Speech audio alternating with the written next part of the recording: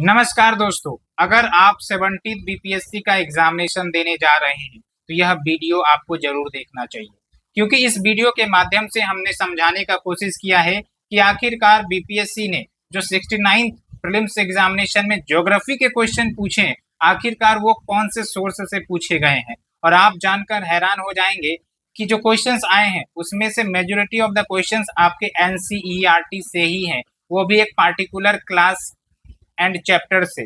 तो ये वीडियो में आपको प्रूफ के साथ बताया जाएगा कि कौन से पेज नंबर में वो स्टेटमेंट लिखा हुआ है और आप इस तरीके से अपनी तैयारी को मजबूत कर सकते हैं। समय अभी बहुत कम है, लेकिन आप एक प्रॉपर स्ट्रेटजी के साथ कम समय में भी अच्छा स्कोर कर सकते हैं और कट ऑफ निकाल सकते हैं। ठीक है, तो चलिए शुरुआत करते हैं। इससे पहले हमने पॉलिटी का पूरा डेप्थ एनालिसिस किया था 69 बीपीएससी प्रीलिम्स का, और उसमें मैंने बताया कि लगभग 13 में से 12 क्वेश्चन एम लक्ष्मीकांत से आए हैं। तो आप समझ लो कि आपको सोर्स अगर एक निर्धारित हो जाता है तो आपका जो तैयारी करने का तरीका है वही बदल जाता है। क्योंकि होता है ना, अगर आपको रास्ते नहीं पता है तो आप ना जाने कितने रास्तों में भटक जाओगे, लेकिन आपको अगर रास्ता पता है कि हाँ भाई उसी रास्ते से मुझे वो मंजिल मिलेगी, तो कहीं ना कहीं आप उस रास्ते पर चलना शुरू कर दोगे। आपकी एनर्जी एक दिशा में फ्लो करेगी और आपको कॉन्फिडेंस भी आएगा। तो मेरा मकसद यही है कि ये जो रास्ता है, जो भटकाव वाला रास्ता है, उसको एक क्लैरिटी वाला पाथवे बना दिया जाए ताकि आपके लिए आसान हो और आप उस रास्ते पर चलकर आसानी से अपने एग्जामिनेशन को क्लियर कर सके। ठीक है, तो मैंने पॉलिटी का किया है, आप पॉलिटी का देख सकते हैं। आज हम ज्योग्राफी का करेंगे। ज्योग्राफी के बाद जो आपका साइंस एंड टेक है उसका भी हम करने वाले हैं। ठीक है, तो आराम से आपको हमारे साथ बने रहना है और हमारे चैनल को आप सब्सक्राइब कर ले, लाइक शेयर करना ना भूले। अगर आपको वीडियो पसंद आ रही है तो जाहिर सी बात है आपका एक लाइक तो बनता है, ताकि यूट्यूब हमारे वीडियो को प्रमोट कर सके और हम और आप दोनों मिलकर आगे बढ़ सके। और साथ के साथ आपको कमेंट सेक्शन में एक चीज जरूर लिखनी है कि yes I am going to clear this prelims examination definitely. क्यों? बिकॉज इससे आपका माइंडसेट बनेगा और आप इस माइंडसेट के साथ पूरी एनर्जी लगा सकोगे कॉन्फिडेंस के साथ। तो क्या आप लिखते हो? जल्दी से आप लिखो और आप अपनी तैयारी को सुदृढ़ कर सकते हैं। तो बिना देरी किए हुए चलिए शुरुआत करते हैं। तो आप देखिए, लगभग ज्योग्राफी में 15 क्वेश्चंस 69 बीपीएससी में आए थे, और मैंने आपको बताया है कि जो क्वेश्चंस एनसीईआरटी से आए हैं लगभग 7 क्वेश्चन। तो आप समझ लीजिए कि अप्रोक्स आपका 50% क्वेश्चन जो आया है वो एनसीईआरटी से आया है, वो भी एक पार्टिकुलर बुक से। कौन सा वो बुक है हम आगे वाले सेशन में बताने वाले हैं। तो 7 क्वेश्चन तो आपका डायरेक्टली एनसीईआरटी से आया है, एक क्वेश्चन आया है आपका करंट अफेयर से, और वो कहाँ से, वो भी आपको काफी ज्यादा इंटरेस्टिंग लगेगा जानने के। उसके बाद जो 7 क्वेश्चन बचे हैं वो आपका मैपिंग से है, जिसमें से मेजर फोकस बीपीएससी का इंडियन मैपिंग पर किया गया है, और लगभग 2 क्वेश्चन आपके वर्ल्ड मैपिंग से आए हैं। और वर्ल्ड मैपिंग में जो क्वेश्चन आए हैं मोस्टली ये न्यूज में रहते हैं इसलिए आए हैं। तो आने वाले 70 बीपीएससी के लिए आपका क्या पैटर्न हो, आप इससे अनुभव ले सकते हैं। तो डेफिनेटली आपकी तैयारी में ये बहुत मदद करने वाला है, क्योंकि हमें एग्जामिनेशन के माइंडसेट को समझना है। जो एग्जामिनर है वो कौन से टॉपिक से चूज कर रहा है, कौन से बुक से चूज कर रहा है, अगर हम वो पता कर लेते हैं तो जाहिर सी बात है जो प्रोबेबिलिटी है क्वेश्चन को प्रिडिक्ट करने की वो हमारी बढ़ जाती है। और हमारा मकसद यही है कि भाई आपका जो सिलेक्शन हो वो अच्छे से हो और एक सोर्स जो है स्ट्रेटजी के साथ आपका बना रहे। तो चलिए शुरुआत करते हैं बिना देरी किए हुए। तो आप हमारे चैनल को जरूर सब्सक्राइब करें, द ब्यूरोक्रेट्स क्लब। तो सबसे पहले हम एनसीईआरटी के सोर्सेस को देखेंगे। तो आप यहाँ पर देखिए जो क्वेश्चन नंबर फर्स्ट है, हालांकि यहाँ 94 लिखा हुआ है क्योंकि पेपर में क्वेश्चन नंबर 94 था सेट ए का, लेकिन हम 1 2 करके देखेंगे। तो आप देखिए जो क्वेश्चन है, what is the local time of the Thimphu which is a district which is a city in Bhutan located at 90 degree east longitude when the time at Greenwich is 12 noon. तो आप देखिए एग्जैक्ट क्वेश्चन एनसीईआरटी के book में मिल जाएगा। यहाँ पर आप देखिए, है ना, determine the local time of Thimphu located at 90 degree east longitude when the time at Greenwich is 12 noon. तो आप समझ सकते हैं अगर आपने एनसीईआरटी को डिटेल से पढ़ा होता तो आपका ये क्वेश्चन जरूर बन सकता था। बना भी होगा अगर आपने पढ़ा होगा। हालांकि इसका एक ट्रिक भी आता है कि अगर हम ग्रीनविच लोकेशन से 1 डिग्री ईस्ट मूव करते हैं तो लगभग आपका 4 मिनट का प्लस होता है। तो अगर हम 90 डिग्री मूव कर रहे हैं तो आपका लगभग 360 मिनट का प्लस होगा, और इसको हम आवर में कन्वर्ट करते हैं तो लगभग 6 आवर प्लस होगा। तो 12 नून बज रहा है, तो आपका नेट जो थिम्पू भूटान में टाइमिंग होगा वो 6 PM होगा। तो आपका राइट आंसर होगा 6 PM। ठीक है, तो आप इस प्रकार से समझ सकते हैं कि एनसीईआरटी पढ़ना कितना महत्वपूर्ण है। उसी प्रकार से आप हमें कमेंट सेक्शन में बताइए कि अगर यहाँ पर ग्रीनविच में 6 PM बज रहे होते तो फिर आपका भूटान के थिम्पू लोकेशन पर कितना बज रहा होता, अगर आपने कंसेप्ट समझा है तो आप चैप्टर भी जाके चेक कर सकते हैं, chapter number 3 of NCERT class 11, और चैप्टर का नाम भी है लैटिट्यूड लॉन्गिट्यूड एंड टाइम। और इतना ही नहीं, एक इंटरेस्टिंग बात मैं आपको एक और बताता हूँ, इसी चैप्टर से एक और क्वेश्चन पूछा गया है। चलिए मैं उसी क्वेश्चन को आपको दिखा देता हूँ सबसे पहले। तो यहाँ पर आप देखिए, ये जो आप क्वेश्चन देख रहे हैं, how many latitudes are there on the globe drawn at 1 degree interval. हालांकि ये भी कंसेप्चुअल है, अगर आपने कंसेप्ट समझा होगा तो ये क्वेश्चन बनाने में कोई मुश्किल नहीं है। लेकिन यहाँ पर मैं एनसीईआरटी को सोर्सेस को डिस्कस कर रहा हूँ, तो यहाँ पर आप देखिए डायरेक्ट आप इसी चैप्टर में जाते हैं क्लास 11 के लैटिट्यूड लॉन्गिट्यूड एंड टाइम में। तो यहाँ पर एक आपका पैरेलल्स ऑफ लैटिट्यूड करके सब टॉपिक होगा, और यहाँ पर देखिए साफ साफ लाइनों में लिखा हुआ है the total number of parallels thus drawn including the equator will be 179। तो अब बताइए, क्या आपको मजेदार लग रहा है ना? तो क्या आपको पता चल रहा है कि एनसीईआरटी से क्वेश्चन पूछे जाते हैं? तो अगर आपने एनसीईआरटी के क्लास 11 को पढ़ा होता तो आराम से आपका बहुत सारा क्वेश्चन बन जाता। तो यहाँ पर आप देख सकते हैं 2 क्वेश्चन आपके एनसीईआरटी से विद फुल प्रूफ मैंने आपको बताया है। अभी इतना ही नहीं, अभी और हमें 4-5 क्वेश्चन देखने हैं। अब यहाँ पर आइए क्वेश्चन नंबर 3 में, where does the El Nino current flow. अब ईएल नीनो करंट क्या है आपने पढ़ा होगा, ये आपका प्रेशर डिफरेंसेस हो जाता है पैसिफिक रीजन में। हालांकि हम इसके सॉल्यूशन पर नहीं जा रहे हैं, सॉल्यूशन आपको बताना है। ठीक है, यहाँ पर आप समझिए कि यहाँ पर हम क्वेश्चन डिस्कस कर रहे हैं, लेकिन आपके माइंड की रिकॉलिंग को बढ़ाने के लिए आपको प्रैक्टिस करना जरूरी है। तो हम यहाँ पर क्वेश्चन डिस्कस कर दे रहे हैं, उसका सोर्स हम रेफर कर दे रहे हैं, आपको बस पीडीएफ डाउनलोड करके आंसर्स ऑब्जर्व करना है और आंसर पर टिक करना है, ताकि अगर दोबारा बीपीएससी क्वेश्चन पूछे तो आप उसे गलत करने की साजिश ना कर सके। ठीक है, तो यहाँ पर आप देखिए ऑप्शन है आपका पैसिफिक ओशियन, दूसरा इंडियन ओशियन, तीसरा बे ऑफ बंगाल, चौथा है मोर देन और वन ऑफ द अबव। तो ये आपका जो क्वेश्चन पूछा गया है क्लास 11, और उसमें आप देखेंगे जो बुक है आपका फंडामेंटल्स ऑफ फिजिकल ज्योग्राफी। और इतना ही नहीं, 2-3 क्वेश्चन और इससे पूछे गए हैं, तो वो भी हम अभी आपको दिखाएंगे। तो अगर आप पेज नंबर 92 पर जाते हैं तो डायरेक्ट आपको ये मिल जाएगा ईएल नीनो के बारे में। और यहाँ पर आप देखिए, the El Nino event is closely associated with the pressure change in the central Pacific and Australia. तो सेंट्रल पैसिफिक में जो प्रेशर या दबाव का बदलाव होता है, तो उसके कारण ईएल नीनो जो इवेंट हमें देखने को मिलती है। ठीक है, तो यहाँ पर आप समझ सकते हैं कि आंसर आपका क्या होगा। तो आपको आंसर क्लिक करना है, कमेंट सेक्शन में जरूर कमेंट करें क्या आंसर होने वाला है, फर्स्ट सेकेंड थर्ड ऐसे करके आप आंसर जरूर दें, और जल्दी से कमेंट करें कि yes I am going to clear this prelims definitely. ये माइंडसेट आपको बनाना है, इसी माइंडसेट के साथ आपको आगे बढ़ना है। आने वाले समय में हम इसी प्रकार से एनालाइज करने वाले हैं बहुत सारे टॉपिक्स का। ठीक है, तो ये हो गया आपका। चलिए अब हम नेक्स्ट क्वेश्चन की तरफ चलते हैं। ये तो हमने डिस्कस कर ही लिया, ये भी एनसीईआरटी से। आप समझ सकते हैं कि ये जो 2 क्वेश्चन हमने डिस्कस किया सेम ही चैप्टर से हैं।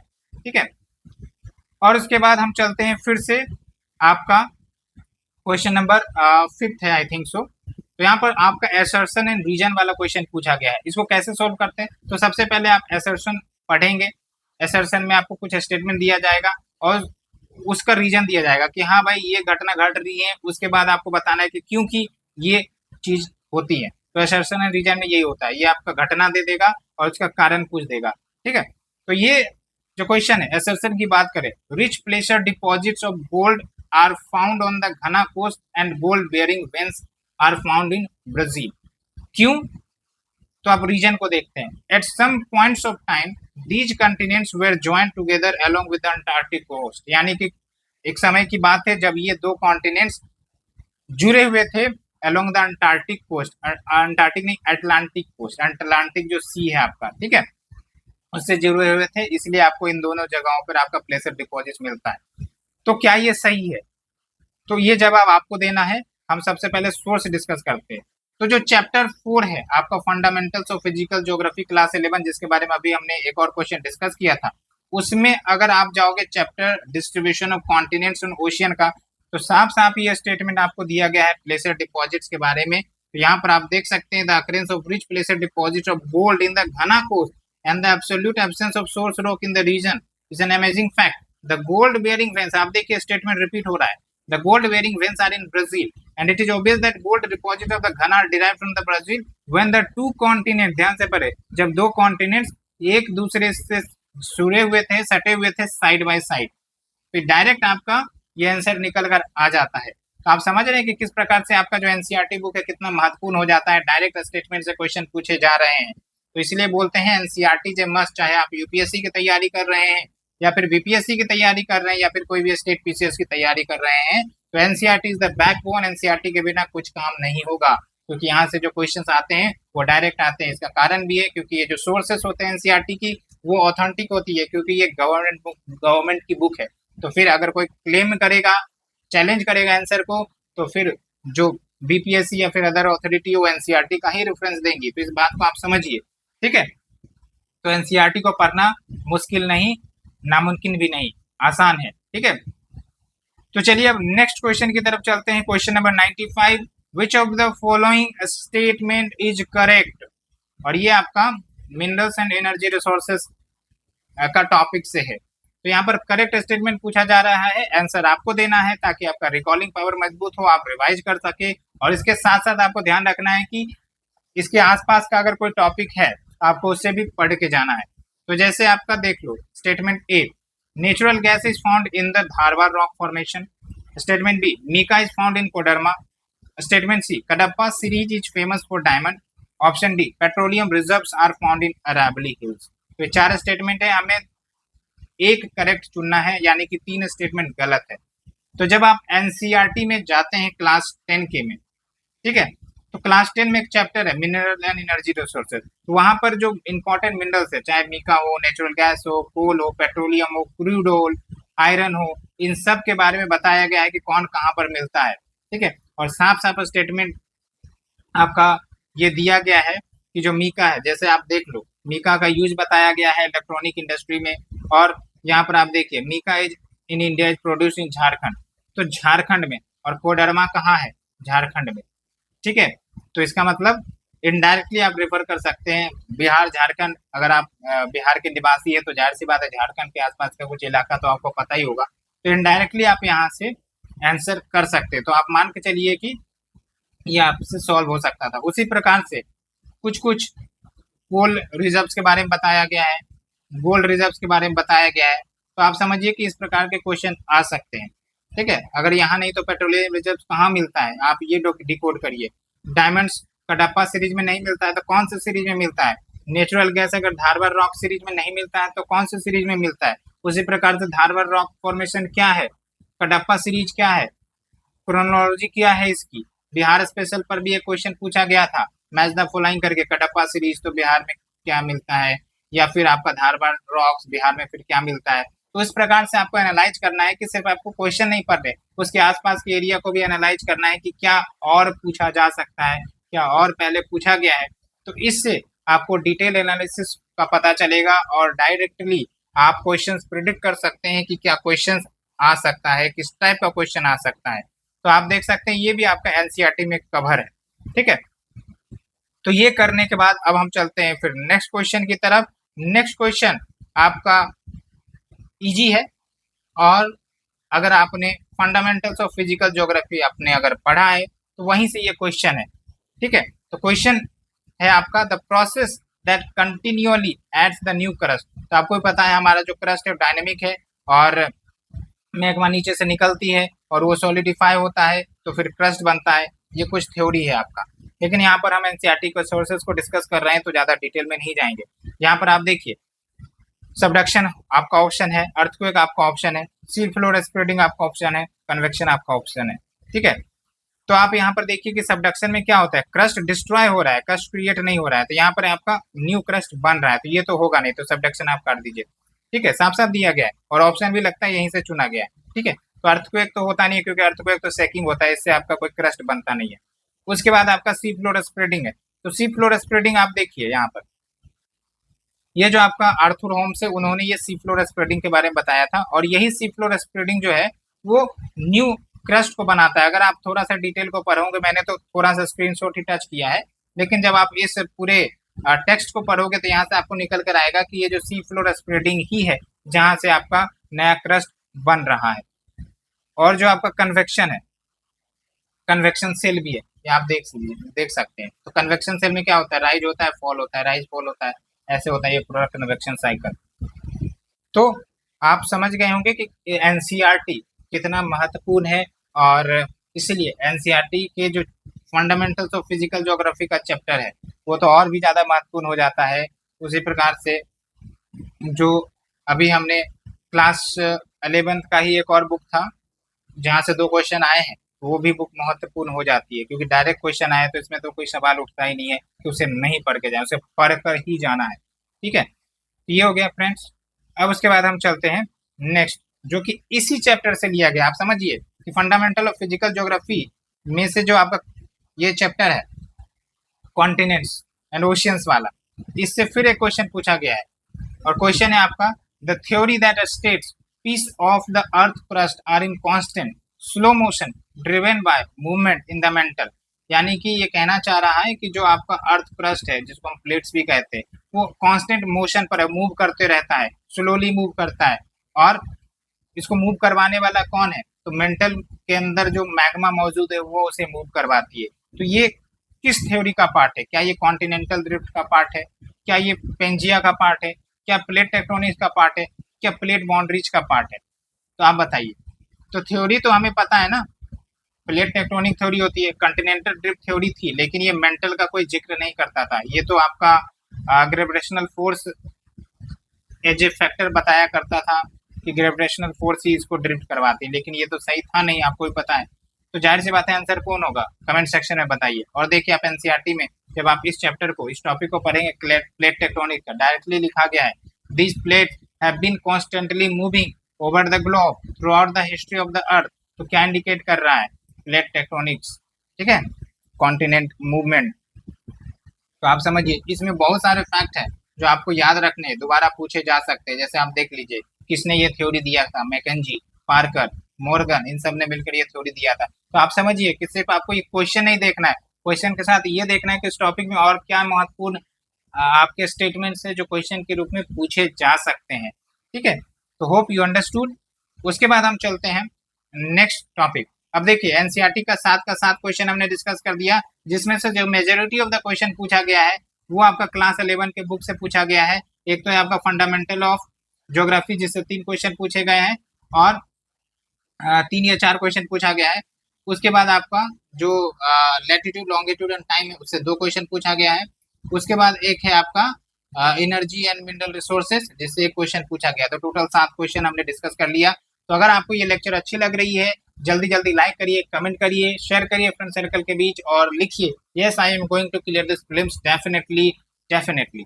तो माइंडसेट बनाना है, जीत कर आना है, युद्ध करना है, और सक्सेस लेकर आना है, लेकर नहीं बोलिए छीन कर आना है। ठीक है, तो अब बात है आपका करंट अफेयर से क्या क्वेश्चन पूछा गया है। तो जो करंट अफेयर से क्वेश्चन पूछा गया है आपका हीट वेव के टॉपिक से पूछा गया है। अब आप ये प्रोडिक्ट भी कर सकते हो कि ज्योग्राफी में इस टाइप के क्वेश्चन आ सकते हैं। क्यों? क्योंकि बार बार हीट वेव चर्चा में रहता है।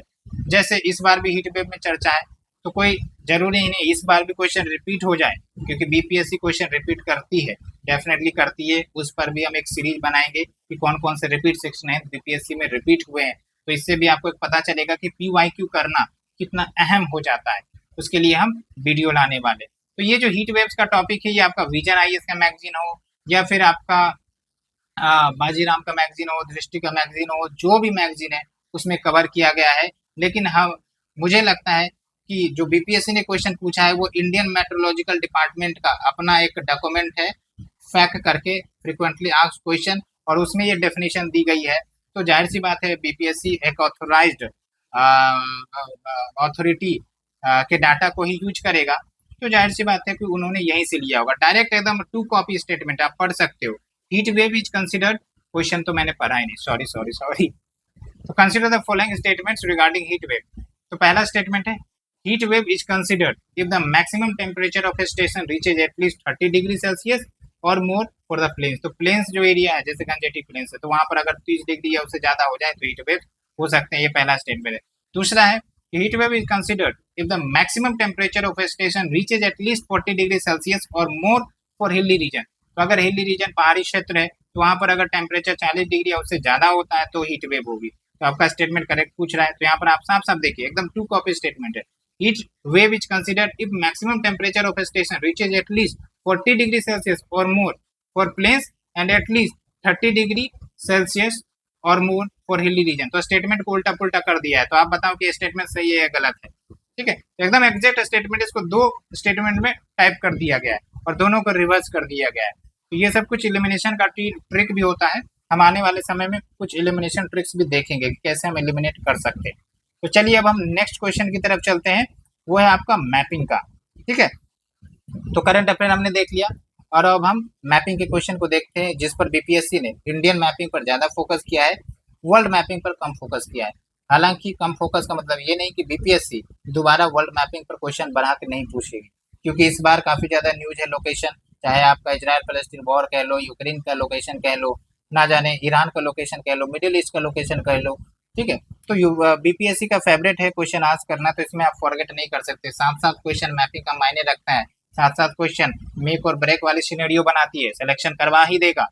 ठीक है, तो इसलिए आपको मैपिंग अच्छे से करना है। क्या सोर्सेस हैं वो हम बताएंगे आपको, बस आप हमारे चैनल को रेगुलरली फॉलो करते रहिए, सब्सक्राइब करिए, नोटिफिकेशन ऑन करिए और छक्का चौका मारते रहिए। चलिए, तो पहला क्वेश्चन है आपका मैपिंग से related, the river Subarnarekha originates near which of the following village. अब बीपीएससी ने क्या चौका छक्का मारा है मुझे तो नहीं पता, लेकिन जनरली कौन से प्लेटू से रिवर निकलती है, कौन से स्टेट से रिवर ओरिजिनेट करती है, इस टाइप का क्वेश्चन पूछा जाता है। लेकिन ये तो और भी महान हो गए हैं, विलेज पर ही उतर आए हैं, कल को ब्लॉक के लेवल पर ना पहुंच जाए। ठीक है, तो जब हमने इसका सोर्स छानबीन करने का कोशिश किया तो पता चला एनसीईआरटी में सिर्फ सुवर्ण रेखा के बारे में बताया गया है, कहाँ से फ्लो करती है इसके बारे में बताया गया है, लेकिन कौन से विलेज से निकलती है बिल्कुल नहीं बताया गया है। तो फिर मेरा दिमाग ठनका और मैंने कुछ ऑनलाइन सर्च किया तो पता चला कि भाई साहब लगता है इन्होंने स्टेटमेंट विकिपीडिया से उठाया है। ठीक है, क्योंकि यहाँ पर आप देखिए साफ साफ लिखा गया है आफ्टर ओरिजिनेटिंग नियर पिस्का या नगरी नियर रांची, ये विकिपीडिया का स्टेटमेंट है। तो यहाँ पर स्टेटमेंट भी आप देखिए नगरी लिखा हुआ है। तो इस प्रकार से आप समझ सकते हैं कि हो सकता है जब वो क्वेश्चन बना रहे होंगे तो विकिपीडिया का इस्तेमाल किया होगा, लेकिन और डिफरेंट सोर्सेस हमने देखे नहीं जहाँ पर इस विलेज का नाम हमें मेंशन हुआ। तो देयर इज मोर चांसेस कि इन्होंने विकिपीडिया से लिया होगा। ठीक है, ये प्रोबेबिलिटी है, हो सकता है और सोर्स उनके पास स्टैंडर्ड बुक है, हो सकता है क्या कहते हैं उसको, यूपीएससी का जो इंडियन ज्योग्राफी का बुक आता है, ठीक है, माजिद हुसैन का हो सकता है, या फिर आपका एक और कौन सा बुक है खुल्लर, तो हो सकता है उनसे लिया हो। तो जो भी है, लेकिन मैंने विकिपीडिया को देखा तो यहाँ पर आपका मेंशन था, तो ये आपका यहाँ हो गया। तो आप समझ सकते हैं कि कहाँ कहाँ से क्वेश्चन पूछा जाता है। लेकिन इससे एक बात तो क्लियर है कि अगर एनसीईआरटी में कुछ रिवर्स के बारे में बताया गया है तो उस रिवर को आपको हवा फूकना नहीं है। ठीक है, आपको थोड़ा सा उसके बारे में जानना है। अगर कुछ बड़े रिवर्स है तो उसको डिटेल में जानना है, अगर कुछ छोटे रिवर्स है तो वो किसकी ट्रिब्यूटरी है, कहाँ से ओरिजिनेट हो रहा है, कौन से ओशियन में ड्रेन हो रहा है, तो थोड़ा बहुत आपको ये जानकारी होनी चाहिए। ठीक है, तो चलिए हम चलते हैं दूसरे क्वेश्चन की तरफ। On which plateau the tropic of cancer and the Indian standard timeline intersect each other. तो ऑप्शन है आपका बुंदेलखंड, ऑप्शन है बघेलखंड, ऑप्शन सी है आपका मलबा और ऑप्शन डी है आपका नन ऑफ द एबव। जब मैंने इसको एनसीईआरटी में छानने का प्रोसेस किया तो एनसीईआरटी में दिया गया है डेफिनेटली ट्रॉपिक ऑफ कैंसर कहाँ से पास होती है, कौन से राज्य से पास होती है, इंडियन स्टैंडर्ड टाइम वो कहाँ से पास होती है, लेकिन ये कहीं कहीं तक नहीं दिया गया, दूर दूर तक नहीं दिया गया है, पाकिस्तान हिंदुस्तान कहीं तक नहीं दिया गया है। हमने देखा छानबीन करके एनसीईआरटी में नहीं दिया गया है, जहाँ पर वो इंटरसेक्ट करती है उस प्लेटू का नाम। तो मेरा फिर दिमाग सोचा कि भाई कहाँ से दिया गया होगा, कहाँ से दिया गया होगा। तो मैंने टोटल दिमाग लगाया तो पता चला कि इन्होंने जो है मैप से, यानी कि जो आप मैप का बुक पढ़ते हो हो सकता है आप स्टूडेंट एटलस पढ़ते हो सकता है आप ऑक्सफोर्ड का स्कूल एटलस पढ़ते हो। तो मैप से ही उन्होंने उठा कर दे दिया है जहाँ पर इंटरसेक्ट करता है। ठीक है, तो आप देखिए इनको पता था कि भाई कहाँ इंटरसेक्ट करता है आपका छत्तीसगढ़ और मध्य प्रदेश के बीच में। ठीक है, तो यहाँ पर आपका देखिए छोटा सा आपको लिखा है बघेलखंड, तो बघेलखंड हो गया। उसके आसपास आप देखिए बुंदेलखंड लिखा है, लेकिन बुंदेलखंड में आपका ये कट नहीं करता है। उसके साथ साथ आपको मलबा प्लेटू भी दिख रहा होगा, तो आप समझ लीजिए कि मलबा प्लेटू, बुंदेलखंड ऑप्शन भी है और बघेलखंड भी ऑप्शन है, लेकिन आंसर आपका क्या होगा? बघेलखंड। तो कभी कभी मैप को भी डिटेल एनालिसिस से आपको ध्यान में देना पड़ेगा, मैप को अच्छे से पढ़ना पड़ेगा, ताकि आप एग्जामिनर के माइंड सेट को पकड़ सके। उसी प्रकार से कल को हो सकता है ये पूछ दे कि ट्रॉपिक ऑफ कैंसर से कौन सा प्लेटू बाईपास करता है, तो मलबा प्लेटू का नाम आ गया, एक दो और प्लेटू का नाम है। ठीक है, तो उस प्रकार से क्वेश्चन बीपीएससी पूछ सकते हैं, आपको उसके दिमाग को पकड़ना है। तो ये आपने देखा, सोर्स हमने बता दिया आपको, तो इसलिए आपको मैप पर फोकस करना है अच्छे से। तो इसलिए मैंने आपको बोला कि अगर आप 17th बीपीएससी का एग्जामिनेशन दे रहे हैं तो आपको ये वीडियो जरूर देखना चाहिए, अंत तक देखना चाहिए, ताकि आपको पता चले कि आखिरकार क्वेश्चन पूछे कहाँ जा रहे हैं। एनसीईआरटी पढ़ने की जरूरत है कि नहीं है? तो बिल्कुल पढ़ने की जरूरत है। मैपिंग करने की जरूरत है कि नहीं है? बिल्कुल करने की जरूरत है, क्योंकि क्वेश्चन आ रहे हैं भाई साहब, आ रहे हैं। आपको अगर जीतना है, कट ऑफ निकालना है, तो आपको ये करना ही पड़ेगा। देयर इज नो एक्सक्यूज, बहाने नहीं चलेंगे, सिलेक्शन चलेगा। फिर से आप मैसेज करिए, yes I am going to clear this examination definitely for sure. ठीक है, तो चलिए हम क्वेश्चन नंबर नेक्स्ट की तरफ चलते हैं। Which district of Uttarakhand is not situated along the Tibet boundary? तो ये आप समझ सकते हैं कि मोस्टली करंट अफेयर का क्वेश्चन है। ठीक है, एक साल पहले अगर हम जाएं तो उत्तराखंड में आपका चुनाव हो रहा था, तो कहीं ना कहीं हो सकता है इस प्रकार से रिलेटेड न्यूज काफी ज्यादा चर्चा में रही होंगी, चाइना उत्तराखंड को लेकर कुछ विवाद चल रहा होगा, तो इसलिए ये न्यूज में आया होगा। तो वहां से फिर उठाया गया और साफ साफ इसमें बोला गया कि भाई कौन सा डिस्ट्रिक्ट उत्तराखंड का जो चाइना से टच नहीं करता है। तो आप यहाँ पर मैप अगर देखते उत्तराखंड का डिटेल से, हालांकि स्टूडेंट को एक्सपेक्टेशन नहीं रहेगा कि इस प्रकार से क्वेश्चन पूछे जा सकते हैं, जनरली वो स्टेट बॉर्डरिंग पूछते हैं, लेकिन यहाँ पर आप देखो कि बीपीएससी साहब को क्या मन में आया कि इन्होंने डिस्ट्रिक्ट को ही पूछ लिया। ठीक है, तो आप यहाँ पर देख सकते हैं चमोली, ये आपका चाइना से बॉर्डर करता है, पिथौरगढ़ चाइना से बॉर्डर करता है, उत्तरकाशी बॉर्डर करता है। तो यहाँ पर आपका उत्तरकाशी है, चमोली है, लेकिन अगर थोड़ा आप डिटेल में देखेंगे तो अल्मोड़ा, ये आपका लैंडलॉक डिस्ट्रिक्ट है। तो जाहिर सी बात है आपका आंसर क्या होगा, कमेंट सेक्शन में जरूर दीजिए। तो मोस्टली ये करंट अफेयर से था। इतना ही नहीं, एक और इंटरेस्टिंग बात मैं आपको बताता हूँ, चलिए नेक्स्ट क्वेश्चन के माध्यम से। The other name of river Gandak is, हालांकि क्वेश्चन आसान है, अगर आप बीपीएससी बिहार स्पेशल पढ़ते होंगे तो इस क्वेश्चन का आंसर आप जरूर जानते होंगे, लेकिन आपने अगर नहीं पढ़ा हो तो मुश्किल होगा आपको सॉल्व करना। तो क्या पूछा गया है, जो रिवर गंडक है तो ये इसका क्या अन्य नाम है? बूढ़ी गंडक, महानंदा, नारायणी, पुनपुन। तो आपको ये पता होना चाहिए कि ये जो पुनपुन है, नारायणी है, क्या उसका अल्टरनेटिव नाम है, क्योंकि अगर ऐसा पूछा गया तो हो सकता है अगली बार पूछ लिया जाए। लेकिन आखिरकार क्वेश्चन पूछने का ये मन क्यों बना बीपीएससी का, उसका एक कहानी है कि लगभग 26 अगस्त 2023 को इस दिन लगभग आपका जो गंडकी रिवर है या गंडक रिवर है, इस पर 15 साल पहले एक ब्रिज बनाया गया था जो कलेप्स हो गया बिहार के सारण डिस्ट्रिक्ट में। तो इसलिए काफी ज्यादा चर्चा में हुआ था, और अभी तो हाल फिलहाल में बहुत सारे पुल गिर रहे हैं। तो जो रिवर न्यूज में आ रहे हैं तो उस रिवर से रिलेटेड आपको कुछ इन्फॉर्मेशन याद रखना चाहिए, क्योंकि क्या पता उससे रिलेटेड क्वेश्चन पूछ लिया जाए, क्योंकि न्यूज वाले क्वेश्चन ज्यादा आने की पॉसिबिलिटी है, क्योंकि न्यूज रिफ्लेक्ट करती है माइंडसेट को कि भाई अच्छा ये न्यूज में था, इसको पूछ ले, देखते हैं बच्चा या स्टूडेंट जो है अवेयर है कि नहीं करंट इवेंट्स के ऊपर। तो आप समझ सकते हैं कि आप न्यूज आपका आया था और ये बाजीराम हो या फिर डिस्ट्री हो, ये करंट अफेयर्स में भी पब्लिश हुआ, तो आप इसे इग्नोर नहीं कर सकते थे। ठीक है, तो ऐसे आपको थिंकिंग डेवलप करनी है। तो यहाँ पर आपका ये काम हो गया। उसके बाद आप देखिए कौन कहता है कि बीपीएससी पीवाईक्यू के क्वेश्चन को रिपीट नहीं करती। यहाँ पर तो 68th बीपीएससी के क्वेश्चन को ही रिपीट कर दिया बीपीएससी ने 69th में। तो आप समझिए कि कितना इंपॉर्टेंस हो जाता है पीवाईक्यू करना, और आपका टाइम बचेगा और आपको कॉन्फिडेंट भी रहेगा सिलेक्शन ले जाने में। तो आप देखिए जो क्वेश्चन रिपीट हुआ है वो है आपका, which of the following is the world's richest region from a marine biodiversity perspective comprising 21 islands with estuary, beaches forest of the near shore environment, sea grass, coral reef, salt marshes, mangrove. Option है आपका Gulf of Mannar biosphere reserve, Nanda Devi biosphere reserve, Sundarban biosphere reserve, Nilgiri biosphere reserve.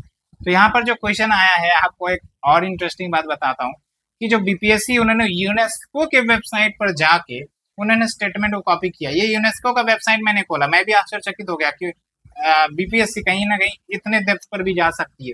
लेकिन आप समझो कि आप UNESCO के website पर जाके उसके 2 कॉपी टेक्स्ट को कॉपी करके उन्होंने क्वेश्चन में सेट किया है। डायरेक्ट लिखा हुआ है gulf of Mannar biosphere reserve के बारे में। It is one of the world's richest region. एक एक statement from a minor biodiversity perspective the biosphere reserve comprise 21 island with estuary, beaches, forest of the near shore environment. एक एक line, एक एक word match कर रहा है, including marine component, ठीक है, sea grasses, coral reef, salt marshes, mangrove, ये सब दिए गए हैं। तो आप समझिए कि कितना इंपॉर्टेंट हो जाता है आपका सोर्स ट्रेसिंग करना, ताकि आपको पता चले कि बीपीएससी कहाँ छक्के चौके मारने का प्लान कर रही है। उसी प्रकार से आपको छक्के चौके मारना है, आपको आउट नहीं होना है, आपको छक्के चौके मारने हैं, ठीक है। ये तो हो गया। अब आते हैं हम जो वर्ल्ड मैपिंग पर क्वेश्चन पूछा गया, तो आपको पता चल गया होगा कि सोर्स ट्रेसिंग कितना महत्वपूर्ण होता है। इससे आपको दिशा मिलेगी कि भाई एनसीईआरटी पढ़ना है कि नहीं है, और करंट अफेयर्स पढ़ना है कि नहीं है। अगर पढ़ना है तो कौन से सोर्स को पकड़ना है, ठीक है, कौन से न्यूज को पिकअप करना है। तो इससे आपका 50 से 60% टेंशन ऐसे ही खत्म हो जाएगा। 50 से 60% जो मटेरियल है वो छट जाएंगे आपके, क्योंकि आपको पता होगा कि पढ़ना क्या है, अदरवाइज मिक्सअप हो जाएगा, ठीक है। तो चलिए नेक्स्ट क्वेश्चन की तरफ चलते हैं, जो कि आपका वर्ल्ड मैप से रिलेटेड है। द एमिरेट्स ऑफ यूएई, मैं इन स्टेटमेंट्स को नहीं पढ़ रहा हूँ, वो इसलिए क्योंकि काफ़ी लंबा चौड़ा वीडियो लंबा हो जाएगा। तो बेसिकली ये कहा जा रहा है कि जो यूएई है, जो कि एक आपका कंट्री है, उसमें आपका 7 ग्रुप से ये बना है यूएई, तो उसका नाम पूछा जा रहा है, ठीक है। और ये क्यों पूछा गया होगा, इसका कहने का कारण ये है कि भाई जो मिडिल ईस्ट वाला रीजन है या फिर वेस्ट एशिया का जो रीजन है, काफ़ी ज़्यादा न्यूज में है। इस बार हो सकता है आपको इजराइल पर क्वेश्चन पूछ दे, हो सकता है लेबनान पर पूछ दे, हो सकता है ईरान पर पूछ दे। तो ये जो मिडिल एशिया से रिलेटेड कोई भी जो घटनाएं हो रही है साइंस एंड टेक के रिगार्डिंग, ठीक है, चाहे आपका वो मैपिंग के रिगार्डिंग हो, चाहे आपका कुछ रिसेंट डेवलपमेंट हुआ है, कुछ मिसाइल बनाया गया है, तो आपको वो सब थोड़ा सा ध्यान रखना है, क्योंकि काफ़ी इंपॉर्टेंट। 1.5 सालों से न्यूज चल रहा है भाई साहब, पेपर में यही सब घूमते फिरते रहते हैं। तो जो पेपर सेट करेंगे, अगर उन्होंने पेपर देखकर सेट किया है, उन्हीं से स्टेटमेंट निकाला है, तो चांसेस हैं कि वो क्वेश्चन यहाँ से पूछेंगे। ये मैंने आपको दिया है, आप इसे माउस कर कर आराम से सॉल्व करें, आंसर कमेंट सेक्शन में बताएं और जरूर लिखें कि yes I am going to clear this prelims examination. फिर है आपका एक और क्वेश्चन, जो कि आपका लेक विक्टोरिया का है, ठीक है, ये भी वर्ल्ड मैप से रिलेटेड है। और आप देख सकते हैं कि किस प्रकार से जो बीपीएससी है थोड़ा सा लैंग्वेज को एक प्रकार से लेंथी बना रहे हैं। तो इसमें ऐसा नहीं है क्वेश्चन नहीं बन पाएगा, क्वेश्चन बनेगा, लेकिन हो सकता है कि थोड़ा सा पढ़ने में समय लग जाए, तो जो इजी वाले क्वेश्चन है वो छूटने की संभावनाएं ज़्यादा हो जाती है। इसलिए तरीका ये होता है कि सबसे पहले जो आता है क्वेश्चन, जो 1 लाइनर है, जो 2 लाइनर है, उसको आप पकड़ कर पढ़ कर बनाएं, इससे आपका टाइम बचेगा। उसके बाद जो ऐसे क्वेश्चन है जो लंबा लंबा है, समय लगेगा, सोचना पड़ेगा, तो ऐसे में आप क्या कर सकते हैं, इसको बाद में सॉल्व कर सकते हैं। तरीका यही होता है। और ध्यान दें कि आजकल बीपीएससी ट्रिक भी खेलती है, जैसे करेक्ट की जगह पर इनकरेक्ट पूछा है, तो आपको इनकरेक्ट बताना है, ना कि करेक्ट, ठीक है। तो स्टेटमेंट आप देख लीजिए, लेक विक्टोरिया के बारे में है। Lake Victoria is the 3rd largest fresh water lake in the world. तो यहाँ पर जो ट्रैप बिछाया जा सकता है वो 3rd पर बिछाया जा सकता है। उसके बाद one of the great lakes of Africa, it is bordered by 4 countries, तो एक ट्रैप यहाँ बिछाया जा सकता है। फिर एक यहाँ पर आपका स्टेटमेंट 4 है, the only outflow from the lake Victoria is the Nile river which exits the lake near Jinja, Uganda. आपको गलत स्टेटमेंट पकड़ना है। तो देखिए लेक विक्टोरिया एक महत्वपूर्ण लेक है, उसी प्रकार से लेक बैकाल, लेक बलखास, कैप्शियन सी, ये सब कुछ ऐसे वाटर बॉडी है जिसके इंफॉर्मेशन आपको मुझजबानी याद होना चाहिए, ठीक है। बॉर्डरिंग क्या है, उसी के बाद अफ्रीका में और भी बहुत सारे लेक है, तंगकिया है, तंजानिया है, ठीक है, मलावी है, न्यासा है। तो कुछ कुछ लेक्स महत्वपूर्ण है जिसको पढ़ना ही पड़ेगा, अगर नहीं पढ़ेंगे तो क्वेश्चन आपका छूट जाएगा, ठीक है। तो इसके लिए तरीका क्या हो, हम अगले वीडियो में डिस्कस करेंगे कि आप मैपिंग कहाँ से करें, क्योंकि मेरा ज्योग्राफी पर काफ़ी स्ट्रॉन्ग पकड़ है और काफ़ी लंबे समय से मेरा टीचिंग एक्सपीरियंस भी है, तो ज़ाहिर सी बात है हम आपको बता देंगे, गाइड कर देंगे कि आप कहाँ से ज्योग्राफी का तैयारी कर सकते हो, वो मैपिंग वाला। एनसीईआरटी का तो मैंने बता ही दिया आपको ट्रैक करके कि कहाँ से पूछे गए। ठीक है, तो आप देखिए जब मैंने इसका सोर्स ट्रेसिंग किया तो पता चला इन्होंने विकिपीडिया से स्टेटमेंट उठाया है। हो सकता है ये वर्ल्ड ज्योग्राफी का स्टैंडर्ड बुक से उन्होंने उठाया हो, विकिपीडिया से नहीं, लेकिन एक एक स्टेटमेंट मिल जा रहा है। एक तो ये है कि one of the greatest African lake तो आपका दिया गया है, देख लीजिए आप यहाँ पर, one of the great African lake of Africa.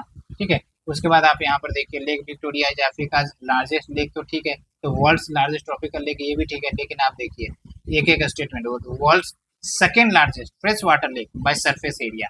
ठीक है, तो ये दो स्टेटमेंट, तीन स्टेटमेंट मिल गया। उसके बाद आप देखिए ये भी स्टेटमेंट मिल रहा है आपका, the only outflow from lake Victoria is the Nile river which exit the lake near Jinja. एक एक लाइन आपका मिल रहा है, तो इससे क्या प्रेडिक्ट कर सकते हो सकता है इन्होंने विकिपीडिया से उठाया हो, या फिर हो सकता है कि कोई स्टैंडर्ड बुक हो उससे उठाया हो। लेकिन कहने का मतलब ये है कि ऐसे जो मैपिंग वाले क्वेश्चन है ना, इसमें जो इम्पोर्टेंट लेक्स होता है, माउंटेन्स होता है, डेजर्ट होता है, ठीक है, रिवर्स होते हैं, आपको पता होने चाहिए, पता होने चाहिए, क्योंकि बीपीएससी अब इसमें जा रही है, तो आप ऐसे हवाबाजी नहीं कर सकते। ठीक है, अगर हवाबाजी वाली बात होगी तो फिर मार्क्स कम आएगा, दिक्कत हो जाएगा। इसलिए आपको जब प्रिपरेशन में डूबे ही हो तो पूरी तरीके से प्रिपरेशन करना, आधा अधूरा प्रिपरेशन नहीं, क्योंकि आधा अधूरा काम आधा अधूरा ही होता है, गड़बड़ हो जाता है। इसलिए जब डूबना है तो पूरी तरीके से डूबना है, तब जाके आप एक कॉन्फिडेंट पकड़ बनेगी आपकी ज्योग्राफी पर, मैपिंग पर। ठीक है, तो आप देख सकते हैं कहाँ से पूछा गया आपका क्वेश्चन। तो इतना आपका कवर हो गया है, लगभग 15 क्वेश्चन का मैंने सोर्स ट्रेसिंग कर दिया, जिसमें से 7 क्वेश्चन एनसीईआरटी के।